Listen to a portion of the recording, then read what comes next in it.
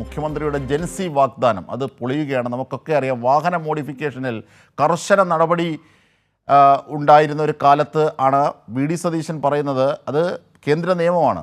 അപ്പോൾ V D Satheesan നൽകുന്ന വാഗ്ദാനം, അതായത് ഈ മോഡിഫിക്കേഷൻ നവ വോട്ടർമാരെ സ്വാധീനിക്കാനുള്ള വാഗ്ദാനം നൽകുന്നത്. പക്ഷേ അത് നിയമം അറിയാത്തതുകൊണ്ടല്ല, വി ഡി സതീശന് കൃത്യമായി അറിയാം. പക്ഷേ ജനങ്ങളെ കബളിപ്പിക്കാനാണ് ഉപയോഗിച്ചതെന്നുള്ളത് അതിൻ്റെ ഏറ്റവും തിക്ത ഫലങ്ങളാണ് ഇപ്പോൾ അനുഭവിക്കുന്നത്. വാഹന മോഡിഫിക്കേഷനിൽ കർശന നടപടിക്ക് MVD മോട്ടോർ വാഹന വകുപ്പ് നീങ്ങുകയാണ്. വാഹനങ്ങളിൽ കണ്ടെത്തുന്ന ഓരോ നിയമലംഘനത്തിനും പ്രത്യേകം പിഴ ഈടാക്കും. റീലുകൾ ചിത്രീകരിക്കാൻ ഉപയോഗിക്കുന്ന നിയമവിരുദ്ധമായ മോഡിഫിക്കേഷനുള്ള വാഹനങ്ങൾ കണ്ടെത്തണമെന്ന് ഗതാഗത കമ്മീഷണറേറ്റിൻ്റെ ഉത്തരവ് ഇറങ്ങിക്കഴിഞ്ഞു. വിവരങ്ങളുമായി ഇപ്പോൾ നിർവൻ ചക്രവർത്തി ഞങ്ങളുടെ പ്രതിനിധി കൂടിയുണ്ട്. എന്തായാലും നമുക്കറിയാം, ഈ ഓണത്തിന് നിരവധി വാഗ്ദാന ലംഘനങ്ങൾ കൃത്യമായി നാം തൊട്ടറിയുകയാണ് പല ഘട്ടങ്ങളിലും. അത് പെൻഷൻ്റെ കാര്യത്തിലായാലും സ്ത്രീ സുരക്ഷാ പദ്ധതിയുടെ കാര്യത്തിലായാലും ഒക്കെ സർക്കാർ വരുത്തുന്ന ഗുരുതരമായ വീഴ്ചകൾ നാം കാണുകയും തൊട്ടറിയുകയും ചെയ്യുകയാണ്. നവ വോട്ടർമാരെ സ്വാധീനിക്കാനായി കപട വാഗ്ദാനം നൽകി ഇത്തരത്തിൽ വാഹന മോഡിഫിക്കേഷനുള്ള അനുമതി നൽകും, അത് നേടിയെടുത്ത് തരും എന്ന് ഇലക്ഷൻ കാലത്ത് പ്രചരിപ്പിക്കുകയും പറയുകയും ചെയ്ത ആളായിരുന്നു വി ഡി സതീശൻ. ആ വി ഡി സതീശൻ മുഖ്യമന്ത്രിയാകുമ്പോൾ മുൻകാലങ്ങളിലുള്ളതിനേക്കാൾ കർശനമായ നടപടിയിലേക്ക് MVD മോട്ടോർ വാഹന വകുപ്പ് നീങ്ങുകയാണ്. മാത്രമല്ല, കോടതിയിൽ പോലും കഴിഞ്ഞ ദിവസങ്ങളിൽ വലിയ തിരിച്ചടി ഇതിന് ഉണ്ടാവുകയും ചെയ്തു. കാരണം ഇങ്ങനെ നടപടിയെടുക്കുന്ന ഉദ്യോഗസ്ഥർക്കെതിരെ ചില വൈരാഗ്യ ബുദ്ധിയോടുകൂടി നീങ്ങിയ സർക്കാർ സംവിധാനങ്ങൾക്കെതിരെ രൂക്ഷമായ വിമർശനമാണ് കോടതി ഉന്നയിച്ചത്. ഇങ്ങനെയൊക്കെയുള്ള പശ്ചാത്തലങ്ങളുണ്ട്. ഇപ്പോൾ പുതിയ തീരുമാനങ്ങൾ എന്തൊക്കെയാണെന്ന് നോക്കാം. നിർഭൻ, മുമ്പുള്ളതിനേക്കാൾ കർശനമായി ഇപ്പോൾ മോഡിഫിക്കേഷനെതിരെ നീങ്ങുന്നു. എന്തൊക്കെയാണ് പുതിയ ഗതാഗത കമ്മീഷണറേറ്റിൻ്റെ ഉത്തരവും മറ്റു വിവരങ്ങളും?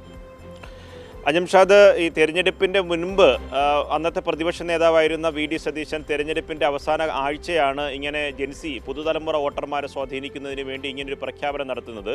വാഹന മോഡിഫിക്കേഷനിൽ പൂർണ്ണമായി ഇളവ് നൽകും എന്നതായിരുന്നു. അത് അന്നത്തെ പുതുതലമുറ ജൻസി തലമുറയൊക്കെ തന്നെ സോഷ്യൽ മീഡിയയിലൊക്കെ തന്നെ അന്നത്തെ പ്രതിപക്ഷ നേതാവ് വി ഡി സതീശൻ്റെ റീൽസൊക്കെ ആക്കി ഇട്ടിരുന്നു. അതിനുശേഷം അദ്ദേഹം മുഖ്യമന്ത്രിയായി ചുമതലയേറ്റെടുത്ത ശേഷമുള്ള ആദ്യ വാർത്താ സമ്മേളനത്തിൽ അദ്ദേഹത്തിനോട് ഈ ജൻസി തലമുറയിൽ തന്നെ ഉള്ള ഒരു വ്ളോഗർ അന്ന് വാർത്താ സമ്മേളനത്തിൽ നമ്മളെല്ലാം ഉണ്ടായിരുന്നതാണ്, അദ്ദേഹത്തെ കൂടി പ്രവേശിപ്പിച്ചിരുന്നു. അദ്ദേഹം രണ്ട് ജൻസികൾ രണ്ട് വശത്തായി ഉണ്ടായിരുന്നു. അവർ തള്ളിക്കയറി വാർത്താ സമ്മേളനം നടക്കുന്ന സ്ഥലത്തേക്ക് വന്നപ്പോൾ അന്നത്തെ വാർത്താ സമ്മേളന മുറിയിലിരുന്ന മാധ്യമപ്രവർത്തകരെല്ലാം ഇതാരാണ് എന്ന് അന്വേഷിച്ചപ്പോൾ അവരുടെ അനുവാദത്തോടെയാണ് വന്നിരുന്നത് എന്ന് രണ്ടാമതാണ് മനസ്സിലായത്. അതുകൊണ്ട് ആ ചോദ്യം പ്രതീക്ഷിച്ചിരുന്നു. അതിനുശേഷം ഈ രണ്ടുപേരും ആ ചോദ്യം ഉന്നയിക്കുന്നു. അതിലാണ് മുഖ്യമന്ത്രിയുടെ പ്രത്യേക ഒരു ചിരിയൊക്കെ വൈറലാകുന്നത്. പൂക്കി ചിരിയായി കേരളത്തിൻ്റെ മുഖ്യമന്ത്രി പൂക്കിയായി മാറുന്നത് അങ്ങനെയാണ്.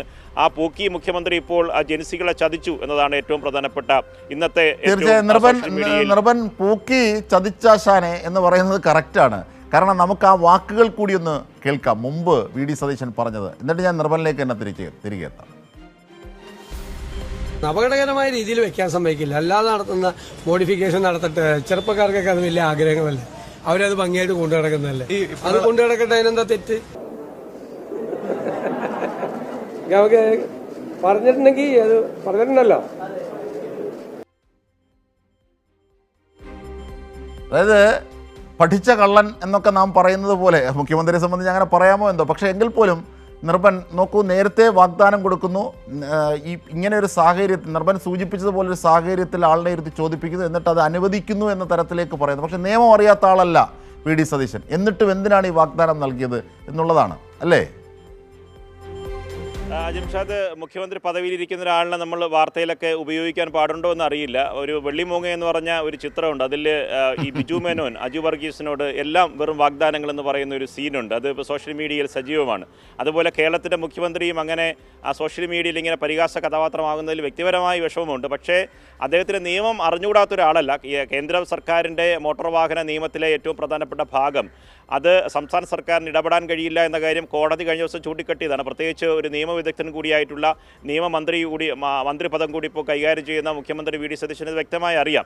പക്ഷേ തെരഞ്ഞെടുപ്പ് ഘട്ടത്തിൽ അങ്ങനെ തെറ്റിദ്ധരിപ്പിക്കേണ്ട ഒരിടം ഈ പറഞ്ഞ യുവതലമുറ ജൻസി എന്ന് പറയുന്ന പുതിയ തലമുറയുടെ വോട്ടർമാരെ സ്വാധീനിക്കാനുള്ള ലക്ഷ്യമായിരിക്കും അദ്ദേഹം കണ്ടിരുന്നത്.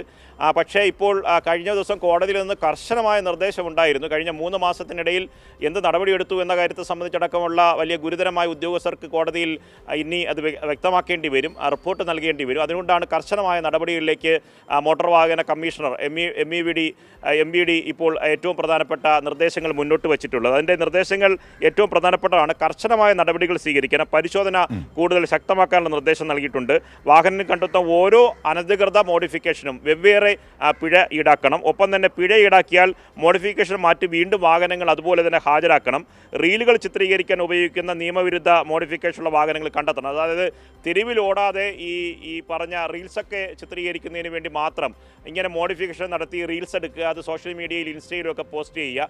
അത് കഴിഞ്ഞതിന് ശേഷം ഈ പുറത്തിറങ്ങിയാൽ മാത്രമേ NVD പരിശോധനയിൽ, മോട്ടോർ വാഹന ഉദ്യോഗസ്ഥരുടെ പരിശോധനയിൽ ഇത് സംബന്ധിച്ച കണ്ടെത്താനാവും. അങ്ങനെയുള്ള ചില ജൻസി ഇങ്ങനെയുള്ള ഈ റീൽസൊക്കെ ഇടുന്ന ചില വാഹന ഉപഭോക്താക്കളുണ്ട്. അവരെ കൂടി ലക്ഷ്യപ്പെട്ടുകൊണ്ട് അങ്ങനെ റീൽസ് എല്ലാം പരിശോധിച്ചുകൊണ്ട് ഇൻസ്റ്റാഗ്രാമെല്ലാം പരിശോധിച്ചുകൊണ്ട് അത് കണ്ടെത്തി ആ വാഹനങ്ങൾ കണ്ടെത്തണം.